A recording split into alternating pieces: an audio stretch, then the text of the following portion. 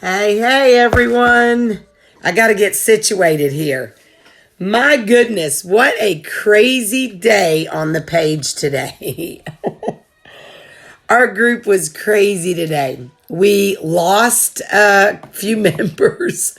I laugh because, wow, people get so offended and I don't understand why, okay? So I wanted to recap on some of the things that were on our page today.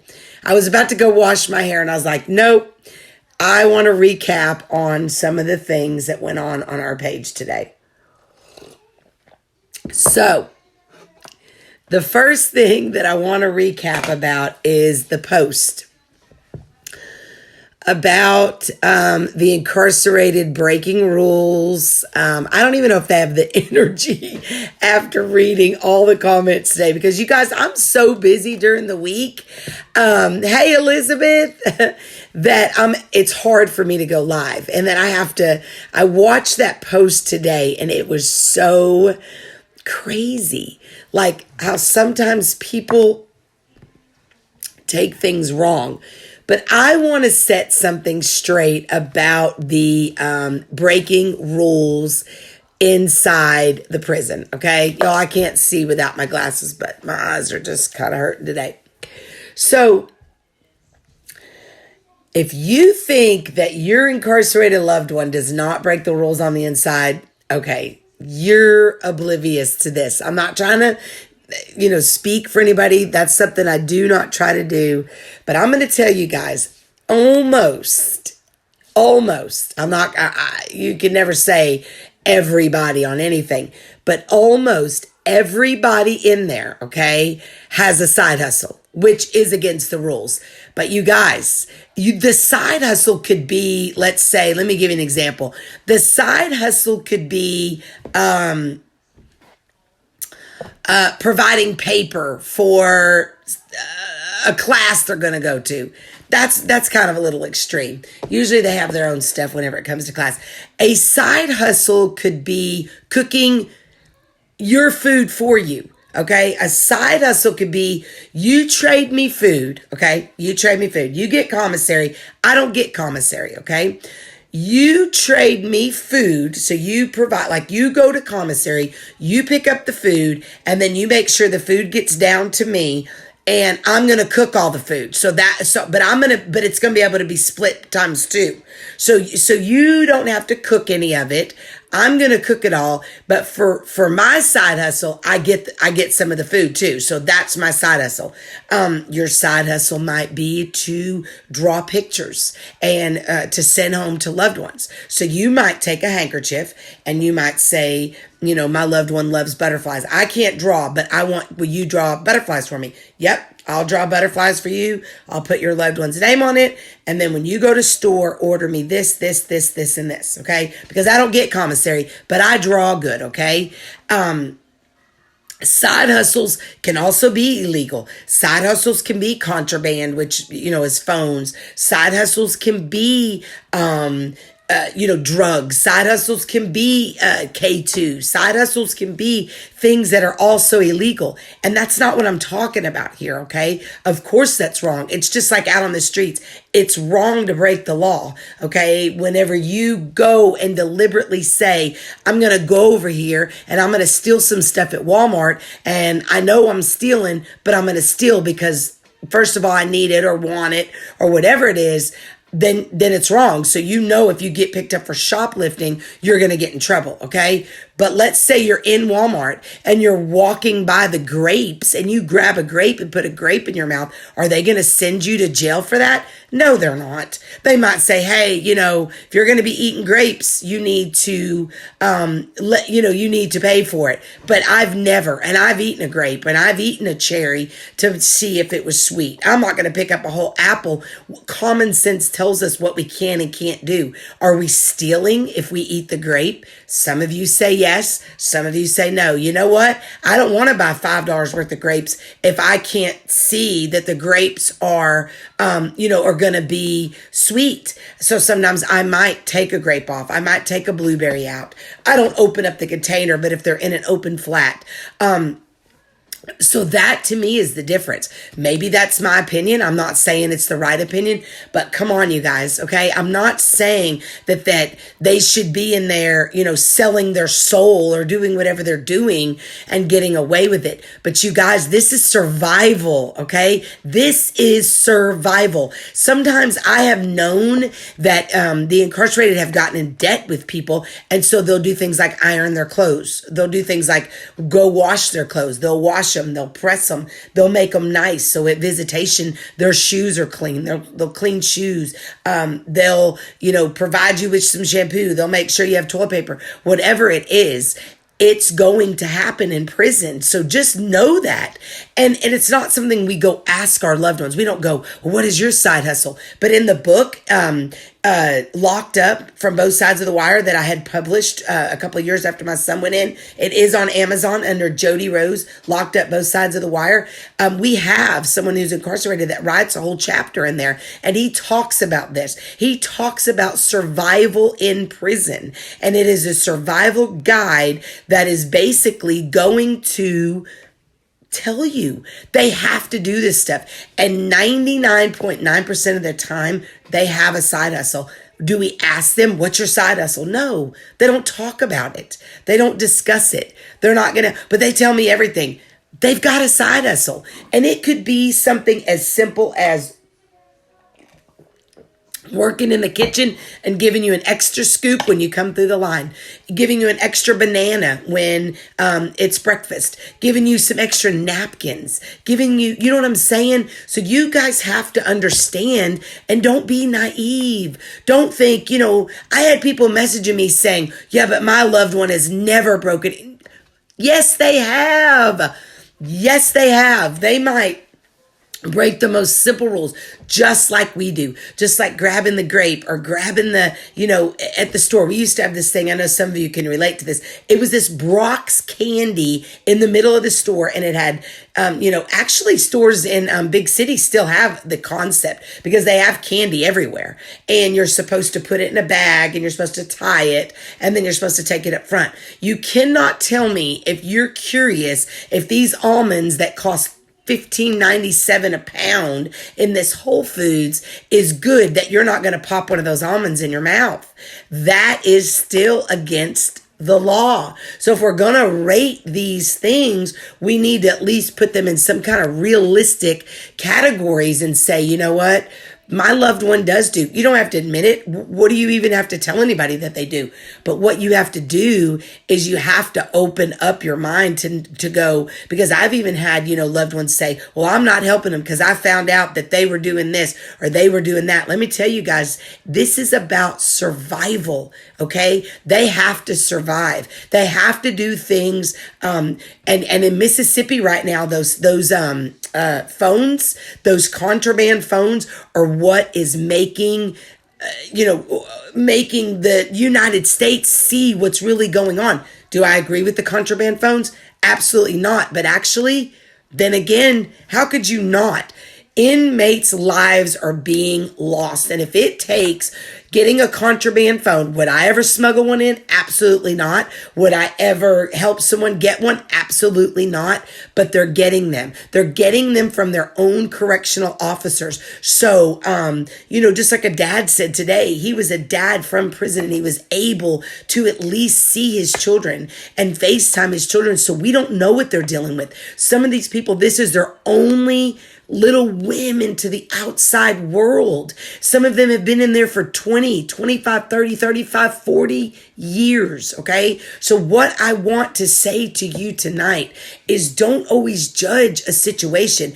And I love that we can have, we only had one person leave, because of that post. And I like to have healthy debates. Okay. I like to have healthy debates. And so I just want to encourage you all, when you see a post, if you start getting heated, leave the post. It's not worth the whole fight and all that, because you guys, you can't cuss people out and then come in my inbox and want me to let you back on the page. I did do that with someone a couple weeks ago, not to that extreme. Well, I'm not even going to go there. But what I'm saying is, you guys, I can't be put in that situation, okay? Because it's not fair, because these admins work And when I say around the clock, we have some that are up in the middle of the night and they get on the page and they watch the page and they monitor the page. And we don't try to be petty by saying, don't say the F word or don't say this or don't say that. We're not oblivious to that. We're in a culture that our loved ones are around cussing all the time.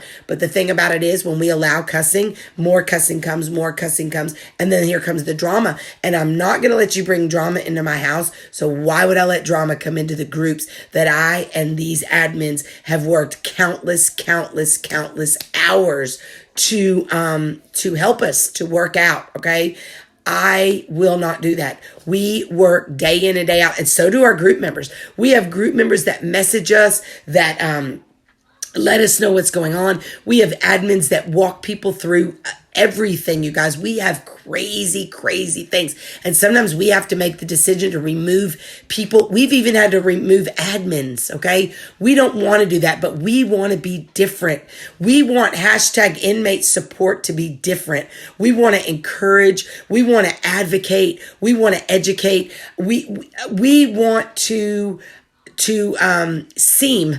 We want to seem together, and we want to support, we want to educate, we want to advocate, and we want to motivate. That's what we want to do. We want to seem together. And we have been saying that acronym SEAM, and that's what that means. We want to support, we want to educate, we want to advocate, and we want to motivate. We don't want drama. We don't want to fight. We don't want to cuss each other out. We don't want to ask each other what your loved one's in there for. We don't want to share. People will say, what do you mean that there's correctional officers on our pages? You guys, correctional officers have loved ones that are incarcerated too, okay? So don't freak out on me. I don't want to lose anybody by saying that. Do we encourage correction? Of course not. But we don't hide. We have she's an ex-correctional officer. There's a couple of them. They actually left on the account of having a loved one. But the thing about it is with that, don't share your personal information with anybody on social media, and you have nothing to worry about. Not anybody on here other than if you're on my personal Facebook, or actually that's not true because I do share it. But when my son was in prison, nobody knew his last name. He didn't want people from social media writing to him and saying weird things. And so why would you share that anyway? Even if somebody's in your inbox and you feel like you trust them, why would you share that information anyway? So that's my take on that, okay? My take on today's post is that, exactly. Emily's, these phones never stop. They never stop. And we want to do this though. This is our passion. But you guys, we don't have time to be referees for grown women. We just don't. We are here, you guys, that I've got the comments off for a few minutes. We are here to motivate you and to get you through this. Okay. I've gone through it. I've gone through this, you guys, almost for 40 years. I was thinking about it the other day. I'm like, golly, girl, you've been going through this like 36 years. You've been doing this incarceration thing. I have visited so many jails and never thought twice. Back in the 80s and 90s when there was no way to communicate through apps and even the phone. It wasn't even heard of. We might have talked 2 times a year when it was almost impossible to carry on a relationship. And my son's dad, I absolutely loved him, but there was no way that we could make that relationship work. And he would get out and he would hit the streets and he would start with the drugs and it wouldn't stop. And then he would get incarcerated again and again and again. Actually, in my latest book, Shattered, if you'll look on Amazon for that, it's stories from mothers of the incarcerated. Just put in Shattered, Jody Rose. I tell you a little bit of my story there. And then I'm hoping this year, spring break to finish or work on, which is in April, to work on my book, 3 decades. And it's going to turn into 4 decades before I know it. I want to share with you guys my story. I'm ready to share my story and let you know I understand, okay? I'm not here, though, to enable people. I'm not here to sugarcoat anything. I'm not here to do anything other than let you know I get it and I understand. I understand. I might not understand exactly your situation, but I understand. Okay. So with that said tonight, I just want to tell you all, hang in there. I am going to read some of these comments, even though I'm going to put this on, YouTube. People are telling us that, yeah, I mean, exactly. Okay, good. Okay, so I just wanted to let you guys know that today's, I'm glad that everybody kept that post today. It was actually talking about that they're the ones, if they're breaking the rules, they're breaking the law too. And either way, it shouldn't, I don't have it right here with me, but what I'm saying, guys, go back. If you just got on this live, go back and see it from the beginning, and maybe see it from another point of view. I had people say, well, if my loved one breaks the rules, that's it, or my loved one doesn't break the rules. And you guys got to understand what it's like on the inside, and it's not that they're not going to change because, because they're breaking rules on the inside. Okay. I guarantee you my son broke the rules the whole time. He had to survive. He didn't break the law. He broke the rules. The same thing that we do every single day. And when I say break the rules, I'm, like I said, maybe he had somebody iron his pants. You know what I mean? He tried to follow. He never got in trouble. He was in segregation at one time for 89 days. That was more just another situation, but, he didn't get in trouble. He didn't want to stay there, but they have to do. I'm telling y'all, buy the book, Locked Up Both Sides of the Wire, Jody Rose on Amazon. I'm not just trying to sell you books, you guys. I'm really not. Somebody popped off to me last year and said, will you get on here and you put your books on here? And I don't usually do this because it's none of anybody's business. I showed my royalties. I made $264 in royalties last year in book sales, and I sold quite a few books. I make maybe like $2 a book. So it's not like that. It's not about, and it all goes back in the ministry. It all goes back. We help feed the homeless, help feed the hungry, we help with, we're starting an overcomers class that helps with addictions. We're starting a support group face-to-face with incarcerated loved ones. We're having a retreat this year that looks like isn't going to even meet its budget. That's going to, some of that's going to have to be paid for. We travel and help people. And I'm not saying this in a boasting way. I'm saying this in a way, this is what I live, I eat, I breathe. I teach school right now because I have to work. I have to be able to support this ministry and this cause, and I absolutely love it. I teach history to high school students. It goes with it. I'm not trying to act like an expert, but you guys, I am an expert.